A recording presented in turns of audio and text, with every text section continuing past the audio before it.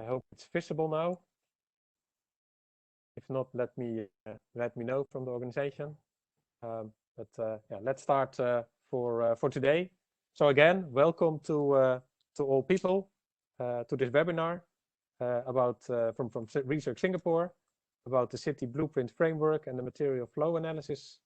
We hope you will like the presentations and you can interact with us. Use the chat for that.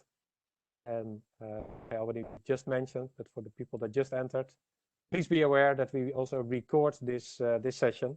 But if you don't mind, you can also ask via the chat to be speaker for a short time to introduce your question to the panelists, so we can have some interaction. But also via the chat, we will address your questions. Then short introduction. My name myself is Kees Roest. I'm a scientific researcher at KWR Water Research Institute in the Netherlands in the team of Energy and Circular Systems. I also have some other obligations, as you can see on this slide. And I will be your host for this hour, or a little bit less than 1 hour. And I will shortly give an introduction to our webinar today, because this webinar is part of the ReCirc consortium with partners from the Netherlands, with the aim to work together with organizations in Singapore on zero waste and circular economy. The partners of the consortium are a range from governmental organizations, knowledge institutes, like KWR, and commercial companies, all with the aim to work together and to reach to circular economy and zero waste. And also, we all aim to do this together with Singapore and the Singaporean partners, also from government, knowledge institutes, and commercial companies. And we have had already several activities lately, not so much physical meetings, of course, because of the COVID situation, but still also with this kind of webinars, we try to interact with each other and learn from each other and help each other to move forward on different topics. We are looking to the water cycle and to see how we can recycle the water, but also other components from the water cycle. We have also partners looking to the incinerated bottom ash, not landfilling it, but reusing it, for example, as building materials.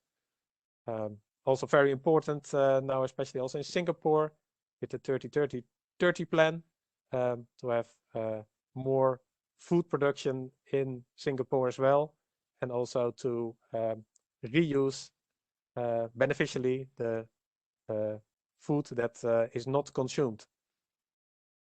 Also, plastics are, of course, a big issue, because worldwide and also in the Netherlands and Singapore, we use a lot of plastics. So these can be recovered and recycled.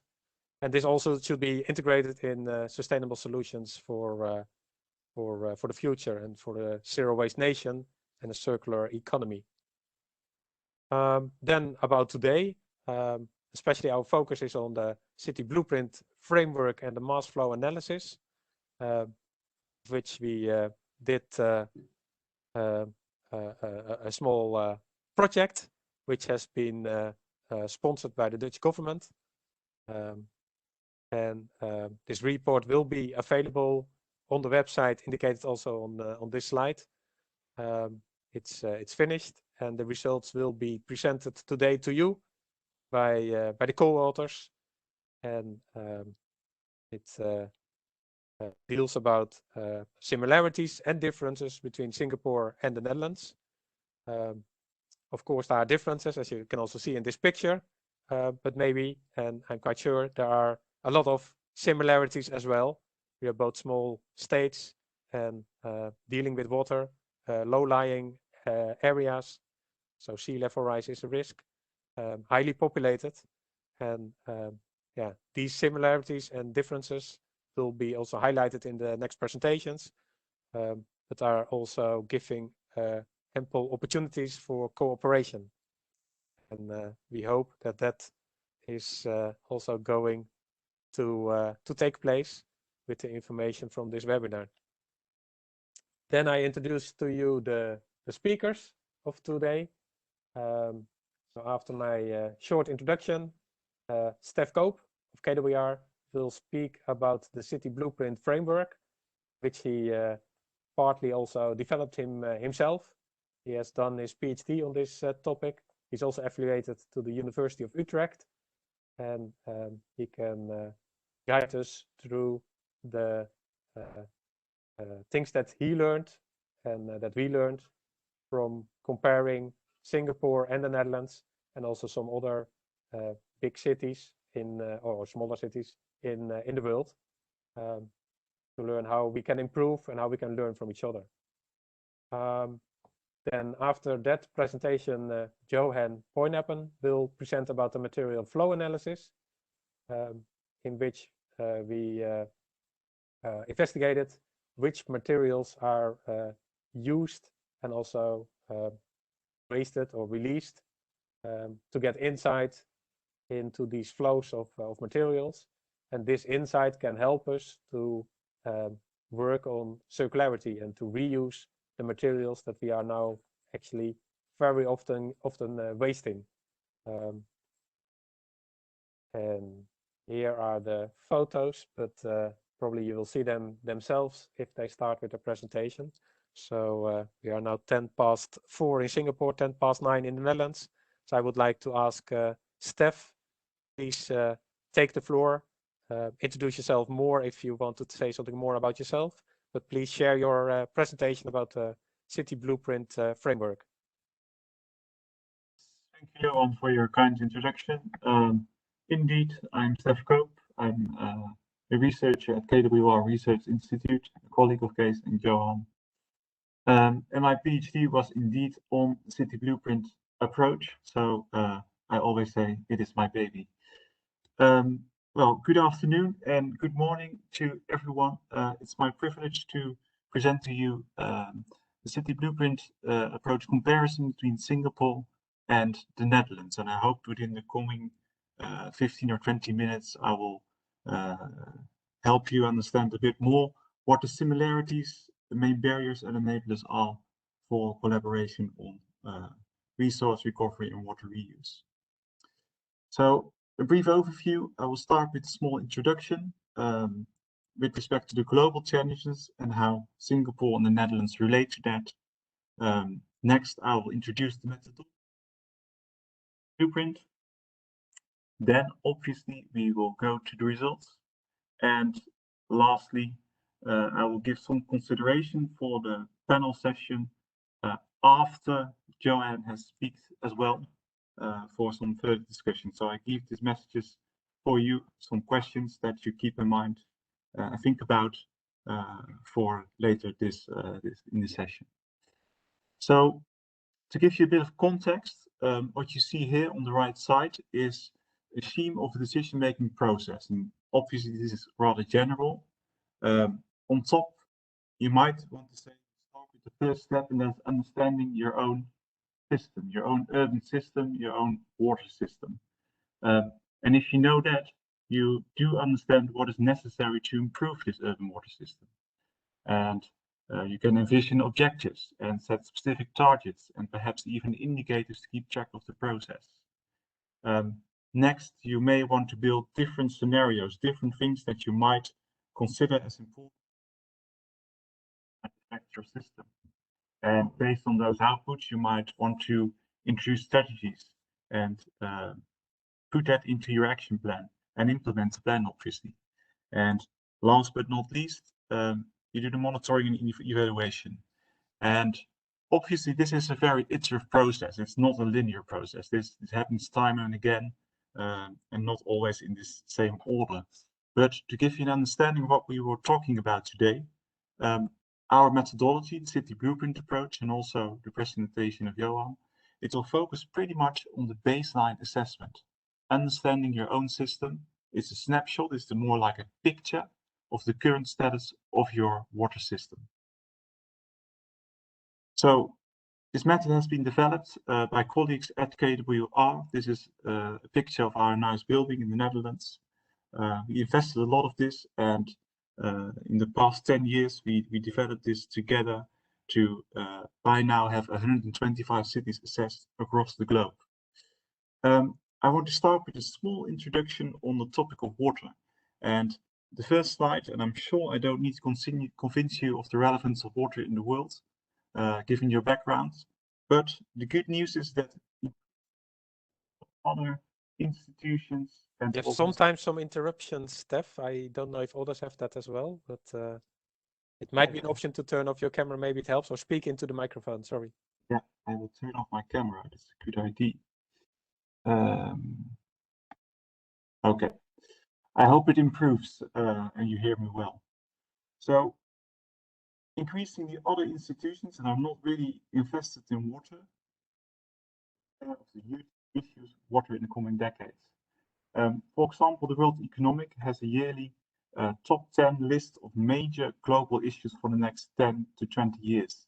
And you see on the left side an example from 2015, where the four major challenges, the top 4, are actually water related. So first of all, global decision makers and politicians think a global water crisis is #1 for the next 10 years.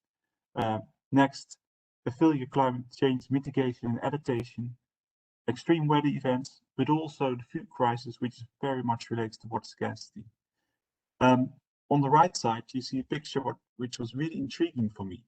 So this is the global investment requirements into infrastructure up to 2025. And these numbers are astronomical, but what is very easy to understand, that if you add up all the investment requirements that is necessary for air and seaports, but also add road and railway investments and energy investments, basically often the investments that people think of if they are not a water expert. If you add them up together, it doesn't equal the investment requirements necessary for water. And obviously this states the importance for water and anticipating future challenges related to water. So what we are doing is very relevant in this case.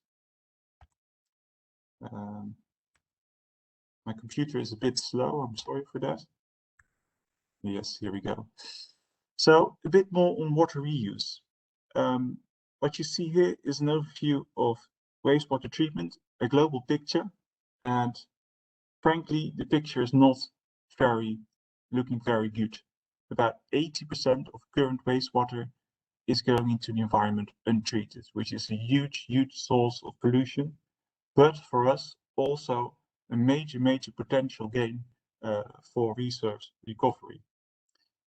If you look on the other hand, at freshwater demand, we see that agriculture obviously has a big water consumption also in the future. And secondly, obviously industry.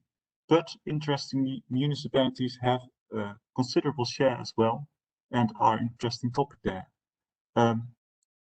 But mind you that global freshwater supply shortage will increase to up to 40% in 2030 at the global picture.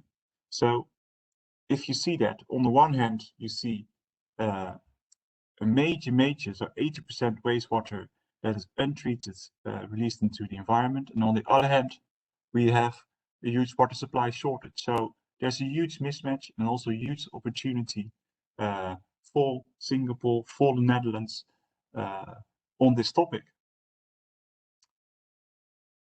So if you look a little bit more specifically at the tertiary waste, how that effluent is being reused, we see again on the global picture that particularly agriculture and industry are the main users of this treated wastewater, but also other, I would say, applications like landscape irrigation, groundwater recharge are major consumers, and to a far lesser extent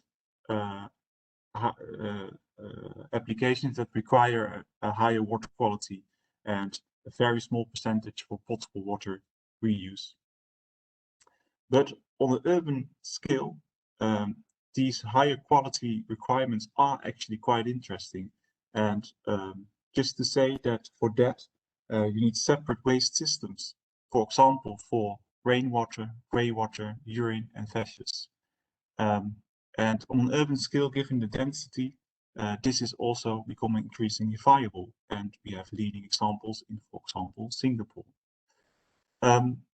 Looking at the global picture, a huge of untapped potential for wastewater treatment, and on the other hand, a huge water demand. Looking at Singapore and the Netherlands, we are really in the Champions League of the world if it comes to resource recovery and water reuse.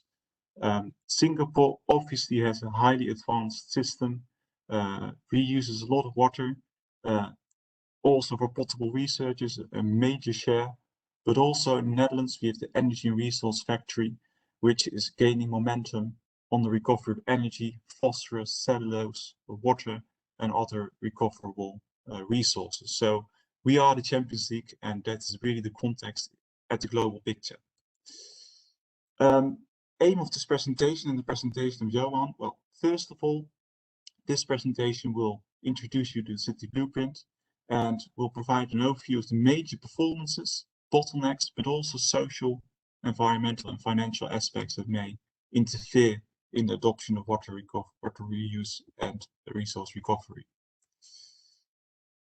So for that, we applied the city blueprint both in Singapore, but also in different cities in the Netherlands. And the city blueprint consists of three complementary frameworks. First of all, it's the trends and pressures framework, which maps the key social, environmental, and financial pressures that local water managers simply have to deal with. It's their context. They can't really influence it, but it does impact urban water management. The second framework is the city blueprint framework, and it assesses urban water management performance, ranging from wastewater treatment up to drinking water provision and recoveries. The last framework is the governance capacity framework, which really focuses on specific water challenges and assesses what main governance barriers and enablers are to improve urban water management. Now, in this presentation, we will focus mainly on the second framework, so the performance framework, and I will also tell you a little bit about the trends and pressures framework results. So starting with the trends and pressures framework, it consists of 24 indicators divided over 4 broad categories, a social, environmental, financial, and governance category. We assess the scores via a publicly available questionnaire where all the scores are being explained, and the scores are ranged from 0, which means no concern, to 10, a serious concern, so impacting urban water management. And again, this is circumstantial. It's not something that local water managers can influence themselves. It's given to them. It's the context in which they have to operate. The scoring of this assessment is first of all by desk study, simply what's available in reports, public websites, and other data sources. But definitely after we did that, we provide the opportunity for input for local water managers. And this is what we have done for 120 cities worldwide. We ask water utilities, regional water authorities, city councils, or local companies to provide their input and improve the score. So this is really an interactive process in that perspective. These are 2 examples of the trends and pressure results. So the basic message here, the more red, the more concern, and more difficult it becomes for urban water managers. So for Dar es Salaam, you see that, for example, urbanization rate is a major concern. The city doubles in size every 10 years. And this is, of course, a huge pressure. For Melbourne in Australia, the pressures are somewhat lower, but still they are considerable. Going to water management performance assessment, the city blueprint performance framework. Also, this framework consists of 24 indicators divided over 7 broad categories, which basically cover most relevant aspects of urban water management. So it includes basic water services, which are absolutely okay in the Netherlands and in Singapore, water quality indicators, wastewater treatment, water infrastructure. We definitely include solid waste, because it has major impact on water quality and is an integral aspect of water and resource recovery. Climate adaptation, of course, and last but not least, plans and actions with respect to water management. The data approach is very similar to the trends and pressures. It's an interactive process. I first do desk study and then ask for feedback from local organizations and authorities. Now, the scores here are in fact exactly the opposite. So a high score means a high performance. City is doing well, it's not a concern. So these are two examples, again, for Dar es Salaam and for Melbourne, and the basic message is the bluer the better. So for Dar es Salaam, we saw earlier that it has major social, environmental, and financial pressures, and logically, that results in a lower water management performance. Just for your understanding, the drinking water consumption scores as a high performance. It simply means that people in Dar es Salaam do not consume that much water. Looking at Melbourne, the city is doing much better. Melbourne has huge experience with, for example, the Millennium Droughts and has a very sufficient reply in terms of policy. But still, you can see that particularly with relation to solid waste recycling and the recovery of nutrients from wastewater, the city can improve quite a lot. I will skip this slide for time's sake, but we have some interesting organizations that are very willing to work with us on this methodology. Going to the results. So first of all, the trends and pressures. And because the Netherlands is always orange, I thought, well, let's make Singapore orange in this case. So you see Singapore in orange and the black line is the Netherlands. So looking first of all at the first indicators. There we see that the favorable social conditions are applicable for both the Netherlands and for Singapore, and this shouldn't come as a surprise. So things like burden of disease, education rate, female participation are all of no concern, which means it's all good. And these are more concerns, for example, in cities in Africa. Financial pressure is low, unemployment rate is low, economic pressure is not that high, and poverty is rather low if you compare to other world regions. And again, Singapore and the Netherlands are also very similar, and this is rather important in terms of governance context. So they have a stable and reliable policies, voice and accountability. Government effectiveness is rather high. These are World Bank indicators. So these are all similarities that Singapore and the Netherlands share. But focusing a bit more on the interesting part, I would say, the environmental pressures, we see first of all that indicators 6 and 7, flood risk, are for both situations rather high. But interestingly, if we look at freshwater scarcity, Singapore has a larger pressure. Not a surprise, I assume, but compared to the Netherlands, this is a major contextual difference. Looking at indicator 12, biodiversity, water pollution in the Netherlands is quite high given the large population density. This is much more an issue in the Netherlands than it is for Singapore. So overall, the major financial and social pressures in Netherlands and Singapore are low and very similar. And in terms of environmental challenges, there are some differences, but also quite some similarities, which enables a better.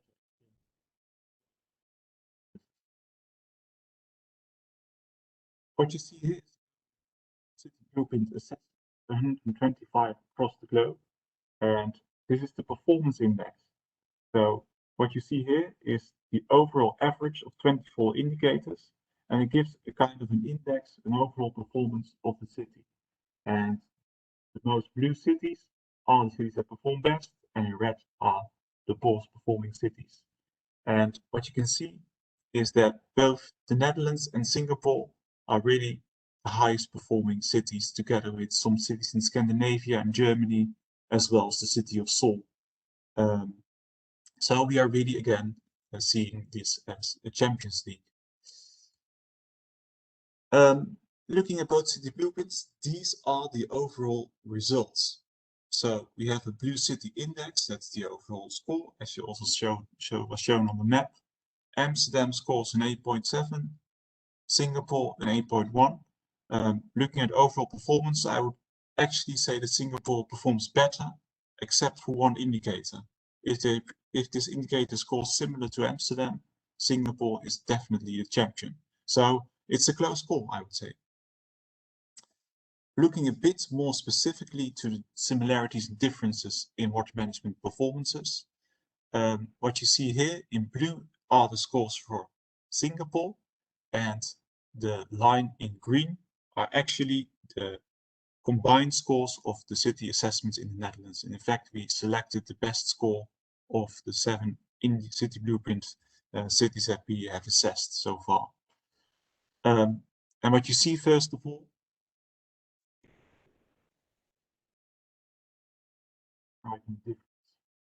this is an interesting part.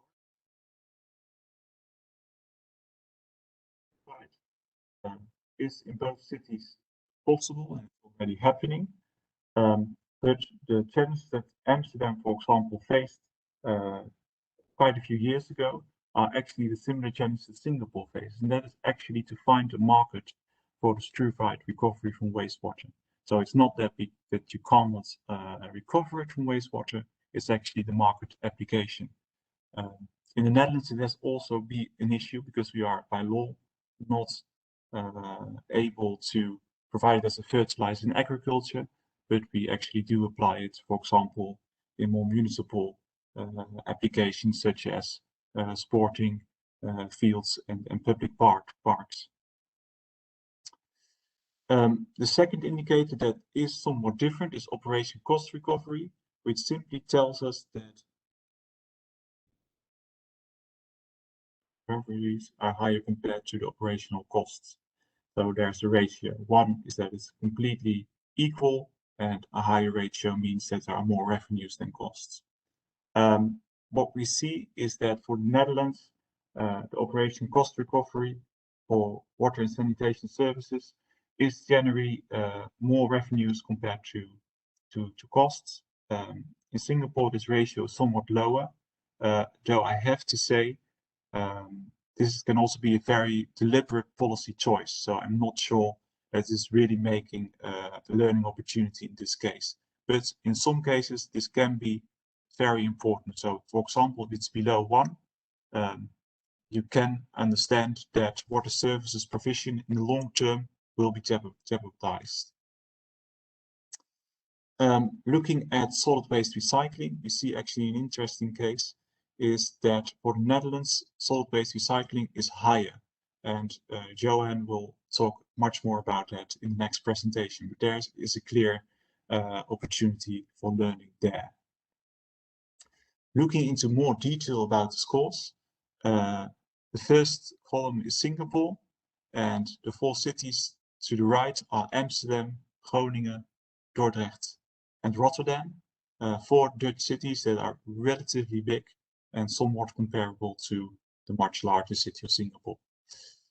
As I told you, looking at the recovery of Struvite, for example, that's possible in both cities, in Singapore and in the Netherlands, but finding a market is already being established in Amsterdam and Dordrecht, but not yet in Singapore.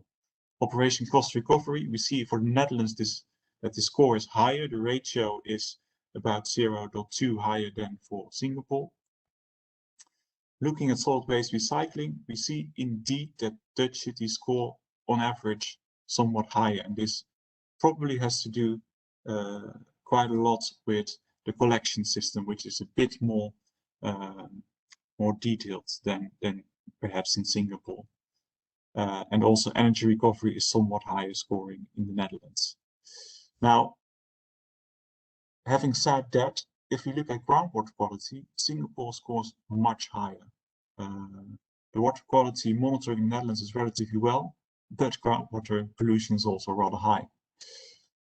Also, important to note is that if we look at the sewer system, the Dutch water infrastructure is generally tend to be older and also more vulnerable for combined sewer overflows. So in case of extreme rainfall, we have water pollution issues. Also important to note is that Singapore scores higher on solid waste collection. It means that Singaporeans produce less solid waste as compared to the Netherlands. An average citizen in the Netherlands produces more solid waste, so hence a lower score. And this is also a bit of open for discussion, of course, but in terms of attractiveness, you could say that Singapore has a cutting edge, but I guess opinions could differ on that. So some considerations that you can think about, and we will discuss after the presentation of Johan. So first of all, in terms of solid waste, there are learning opportunities. We also identified that, and that's actually already being explored, is sewer epidemiology, sorry for my pronunciation, which can help understand the status of infection diseases such as COVID-19 and can help the city planning, and also with respect, and I would almost say primarily in relation to public-private partnerships and finding a market for recovered products. The Netherlands and Singapore have a lot to share, and this is of course not representative because particularly to phosphorus, which is this indicator number 7, the picture is different, but on other resources, Singapore might do much better than the Netherlands. Okay, so considering time, I will skip this, but I have 2 questions that we can answer after Johan's presentation. So first of all, we observed in the Netherlands that if we think about resource recovery, the strength, you could say, is often the public-private partnerships. So we have a Green Deal, we have close collaborations between public authorities, research institutes, and more private companies and startups on these circular economy projects. And I'm very keen on understanding the Singaporean situation even better and see what are the similarities and differences with respect to that, and what can we learn from Singapore, and vice versa, what can Singapore learn from the Netherlands? And the second question, that is something, let's see, well, it will come later. Let's first go to Johan. Okay, thanks, Steph. Very interesting. Indeed, it took a little bit longer than planned, but you explained very well. And hopefully the people were hearing you also sufficiently. I had a small interruption sometimes, but the slides were also clear. Thank you very much. Let's go quickly to Johan. Johan will speak about the material flow analysis comparisons between Singapore and the Netherlands. And Johan, feel free to introduce yourself more. Keep a bit an eye on the time and go ahead. Still have to unmute. All right. Yeah. Thank you very much, guys. Thank you, Steph, for your presentation. So I will keep the introduction. I think is already introduced me earlier.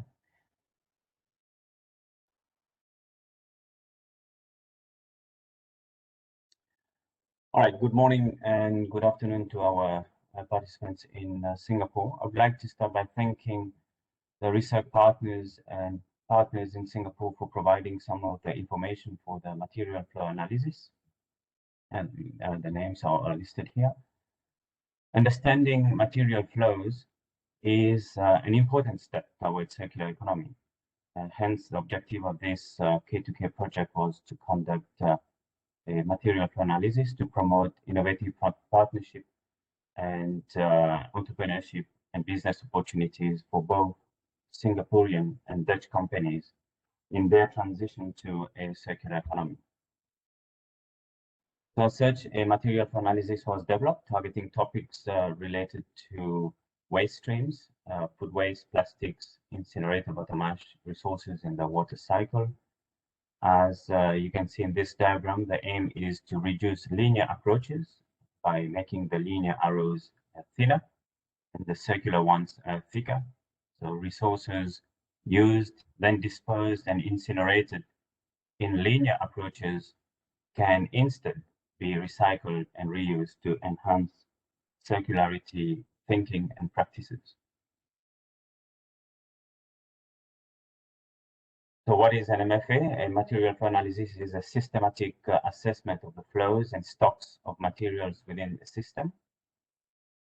It provides useful information regarding the patterns of resource use and the losses of materials entering the environment. And it is widely applied in waste management. In this diagram, we can visualize the inflow and the outflow of materials. So the aim is to reduce the stocks of materials in landfill or sent to waste to energy facilities. We have developed the material flows for 4 streams, as mentioned earlier. So let's get into it. I will show you a comparison of the material flow diagrams between the Netherlands and Singapore for each of the 4 streams. I won't go into the individual values, but just for you to know that these information now exist for you to use. And I will focus mainly on the recycling streams. So this is for food waste, and the same information in tabular form. In the Netherlands, food waste is mainly recycled to animal feed, biomass, and composting.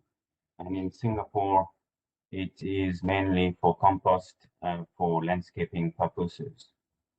As you can see, 76% of the food waste is recycled in the Netherlands, meaning over 24% is sent to waste to energy facilities, which are not considered a desirable practice in the transition to a circular economy. This number is close to 82% of food waste sent to waste to energy facilities. Clearly, there are opportunities here to increase the percentage of food waste recycling, especially in Singapore.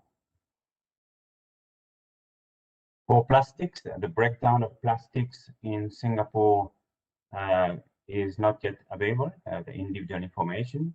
So we can see there's an opportunity here to understand this breakdown, namely in terms of recyclable and non-recyclable, and to investigate potential sorting practices. In the Netherlands, 21% of plastics is recycled, and in Singapore, this is only 4%.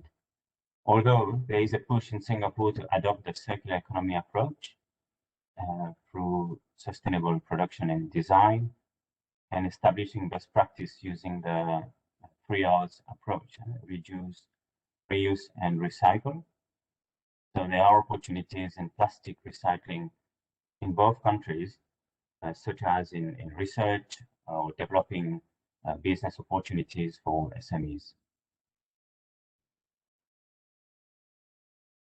Next is the incinerator bottom ash. This is how the mass flows look like for both countries.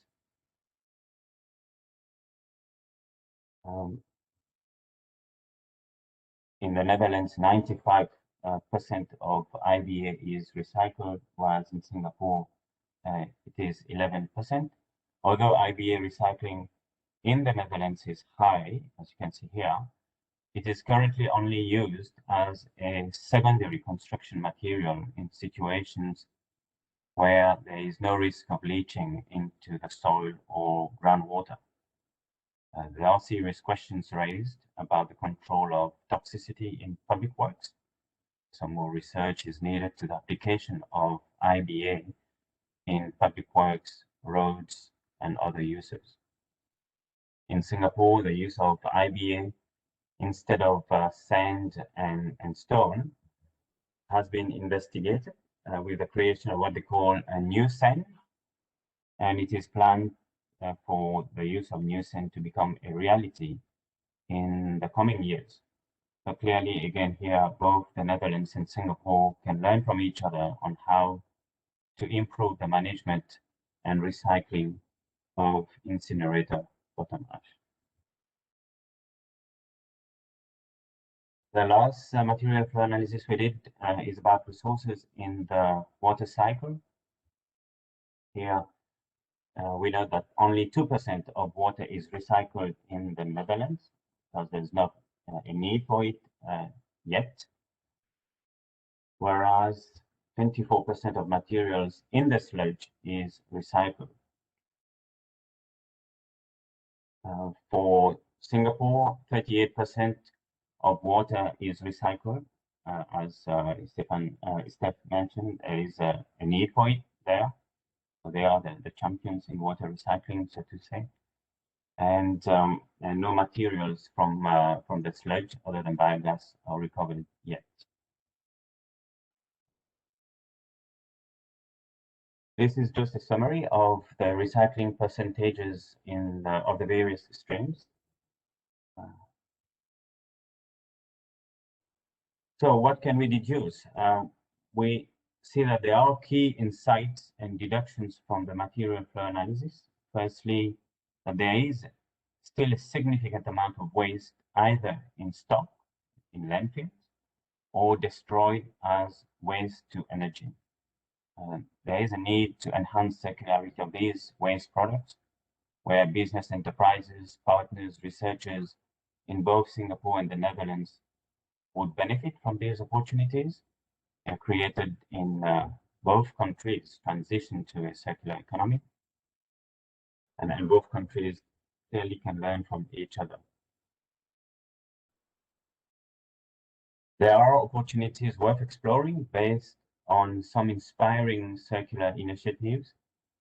In the Netherlands, there are business models where food waste is reduced through the use of smarter packaging and by using unsold products for sauces and soups, as you can see in these pictures, from produce, vegetables, and fruits that would be otherwise wasted every day.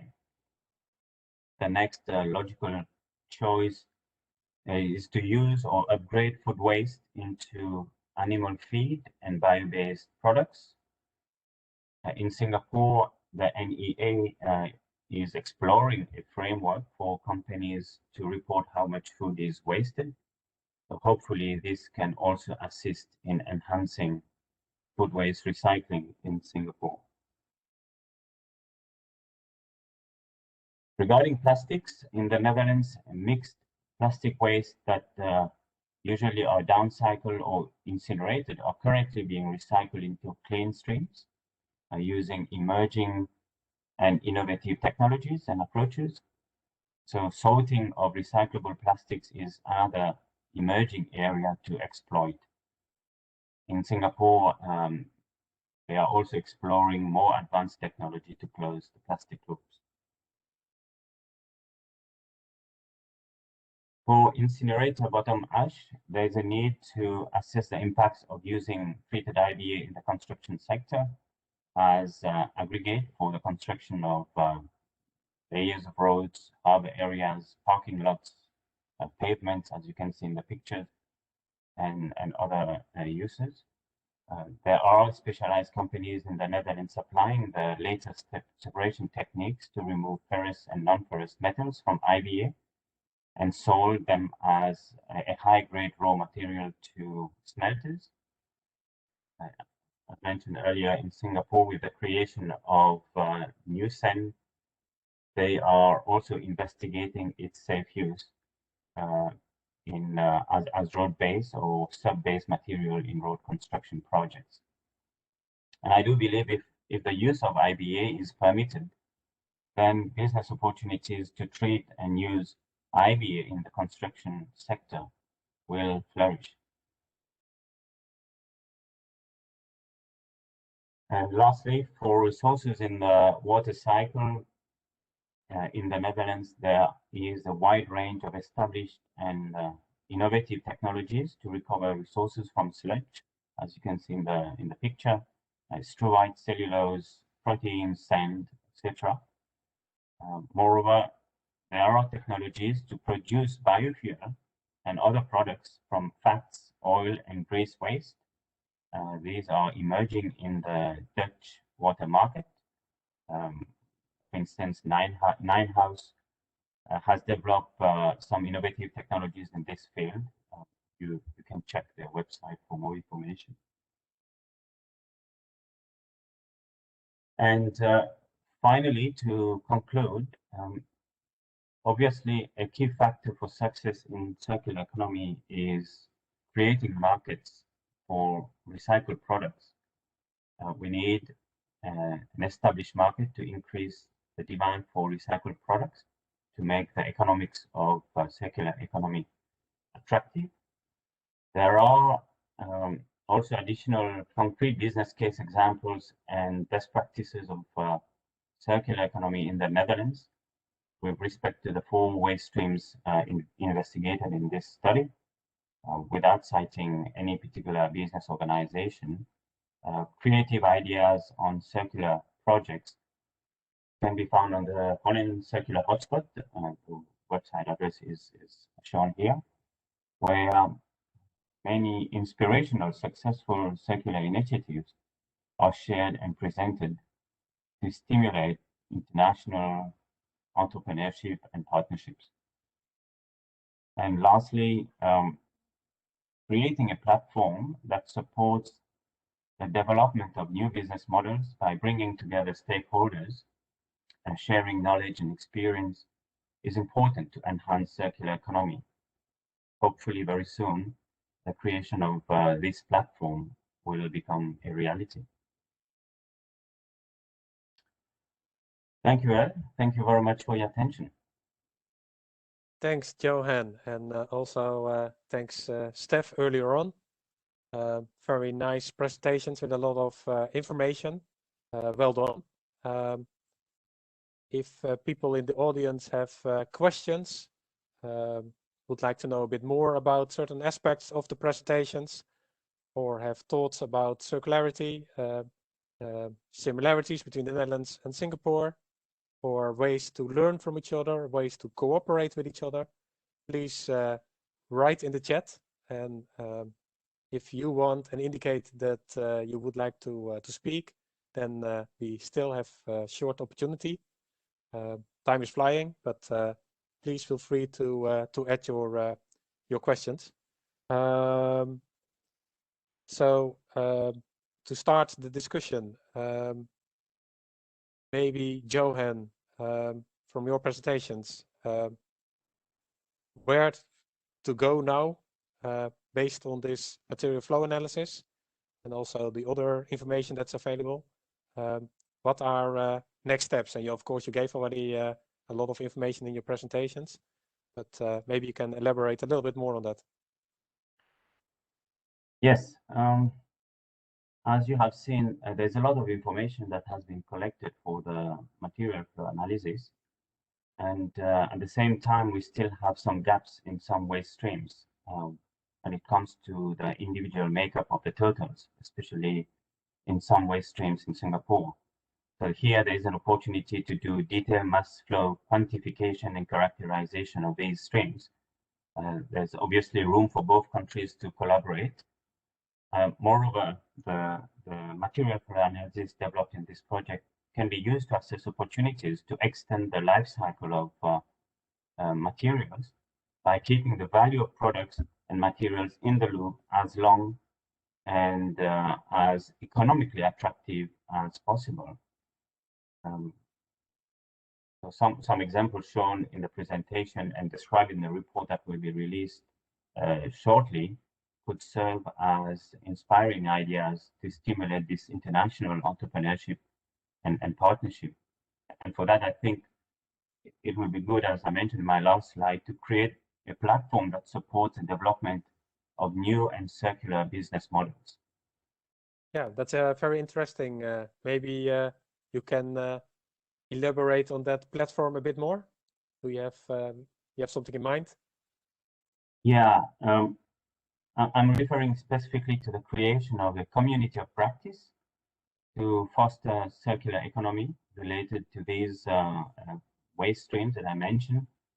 So this community of practice will bring together a group of people, stakeholders, who share concerns, interests on these topics, and who would like to really learn and improve their knowledge together through regular interactions.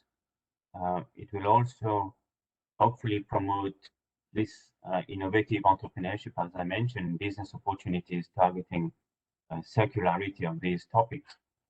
I know an invitation has gone out a few weeks ago to many interested partners, stakeholders, to be part of this community of practice. Hopefully, they're responding favorably to this invitation. I'm not sure whether we will have time to share the invitation again and explain to people how to register, because I think being part of that community of practice will help us to move faster to a circular economy in both countries. Yeah, it would be nice if the link to register for that platform for community of practice can be shared. Also in the chat, someone asked if we can share our contact details.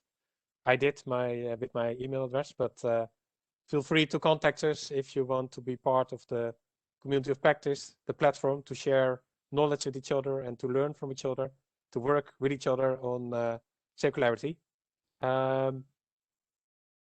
Steph, you already proposed some questions in the end of your presentation about differences and similarities. Maybe you can elaborate on that. I did not see yet in the chat answers to this. It's also a bit more complicated maybe to explain in a few words in the chat. It's also a topic for the community of practice. Yes. But maybe you can give some thoughts about it in just 1 or 2 minutes maximum.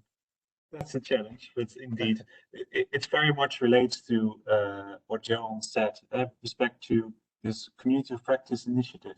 So what you see in different circular economy projects is that it actually doesn't relate to administrative boundaries. So you might be responsible for a certain aspect, but circular economies disregard that completely. I mean, you have to look for new business opportunities, but also with supportive regulations and an enabling environment. And I think such community of practices are a pool of experts that do share these different viewpoints. And it's really like a breeding ground for understanding what is necessary to adopt these new circular economy projects. And I think I have a feeling that given the different contexts between the Netherlands and Singapore, we can really learn from each other in that respect. So Singapore is much more advanced in certain areas, but perhaps the Dutch approach is also very interesting in terms of collaboration opportunities and green deals. So I do have a feeling that this is really an essential part of the community of practice. Yeah, I think we both have countries which have highly advanced developments, and we can learn from each other, we can work with each other, and that's, I think, one of the main messages of all our presentations of today. We are nearing 10 o'clock in the Netherlands and 5 o'clock in Singapore. Yeah, I'm right about that, I think. Maybe any final message from any of you? Johan, do you have a final message? Yeah, I think we will have a lot to discuss based on these two presentations in other spaces and other meetings. Probably final message, if I may, is to show again the invitation of the community of practice, because the launch is next month. So I think if people want to register, here we go. Oh, thank you, Audrey. Yeah. So so the launch is next month. So maybe we can spend a few seconds to talk about it. So it's April 29th, 3 to 5 p.m. Singapore time, 9 to 11 a.m. Dutch time or Central European time. So there is a link. I've sent the link of the community of practice registration for you It's to also in the chat. Yep. click and put your details and register a couple of questions there, which waste streams you're more interested in, and whether you will attend the launch. It is an online launch because of COVID situations. So once this platform is established, then we can have further meetings. But the message is really to have the stakeholders to be engaged actively in this community and to take a very proactive role in this community. Yeah, thanks very much, Johan. And due of time, we can't discuss much further. I see also in the chat a question about dealing with sea level rise, which is very relevant for the Netherlands and Singapore. In the Netherlands, we are dealing with this quite a lot already for, I think, centuries, because some people are living several meters below sea level, and we feel very safe. So that's a nice topic, maybe also for the community of practice and another time. But I would like to close our session of today, because some of us have other meetings directly after this. Thank you very much for your attention. I hope you liked the presentations and the information. There have been some websites shown, so please go to these websites and get more information. Get in touch with us if you see opportunities to collaborate and work with each other in the ReCirc Singapore framework. I hope you have a nice day or a nice evening wherever you are, and see you soon again. Thank you very much. Bye-bye.